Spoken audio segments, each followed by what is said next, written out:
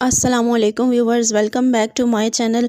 आज मैं आपको लिकोसेफ DS कैप्सूल्स के बारे में रिव्यू दूंगी कि ये मेडिसिन क्या होती है, क्या इसके यूजेस होते हैं और किस तरह से ये जो है वो बेनिफिट देती है आपको।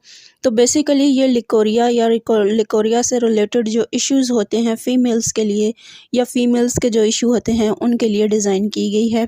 ये in the form of capsule में अवेलेबल होती है और लिकोसेफ DS ही इसका ब्रांड है और इसके अंदर पाए जाने वाले जितने इसके इंग्रेडिएंट्स होते हैं वो प्रूवन है बाय लैब, मतलब कि लेबॉर्ट्री में वो प्रूवन है। उसके अलावा जो है वो इसमें बहुत ज़्यादा नेचुरल इंग्रेडिएंट्स भी एग्जिस्ट करते हैं। अगर हम इसकी कंपोजिशन की बात करें तो इसमें जो है ग्लाइसरहिज़ा ग्लैब्रा पाया जाता है, पिपर लंगम पाया जाता है, मोरिंगा ओलिफेरा, उसके अलावा इसमें एरिका कैटेचू, मोसिका फेरेरा और उसके अलावा सेंटन एल्बम इसमें पाया जाता है, मिकुना प्यूरियस पाया जाता है, वाइथानिया सोमिफेरा पाया जाता है, ट्राइबुलस टेराइटस पाया जाता है और सिम्प्लोकस रिमोसा के अलावा इसमें काफ़ी ऐसे इंग्रेडिएंट्स पाए जाते हैं जो कि overall internal health of the bladder या ओवरी के लिए बहुत ही बेस्ट होती हैं।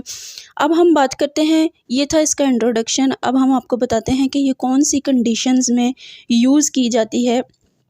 ऐसी फ़ीमेल्स जिनको लिकोरिया के इश्यू होते हैं, यानी कि स्पेसिफ़िक और नॉन स्पेसिफ़िक लिकोरिया होता है, थिक होता है या थिन होता है, वाइट होता है या येलो होता है, जिस तरह का भी वेजाइनल डिस्चार्ज होता है तो उस कंडीशन में ये प्रेस्क्राइब की जाती है। उसके अलावा एक्सेसिव वेजाइनल डिस्चार्ज में, जो कि चाहे फंगल इन्फेक्शन की वजह से होता है या बैक्टीरियल इन्फेक्शन की वजह से होता है या प्रोटोजोअल इन्फेक्शन की वजह से होता है, तो इन तीनों कंडीशंस में जिस तरह का भी एक्सेसिव वेजाइनल डिस्चार्ज होता है उन कंडीशंस में आप इसको खा सकते हैं। उसके अलावा ऐसी फ़ीमेल्स जिनको बैक एक भी होता है, यानी बैक कमर में दर्द भी होता है, सिम्टम्स उनके ऐसे होते हैं जो कि लिकोरिया जैसे हों और साथ इनको प्राइमरी या सेकेंडरी एमेनेरिया की कंडीशंस हों, तब भी आप खा सकते हैं।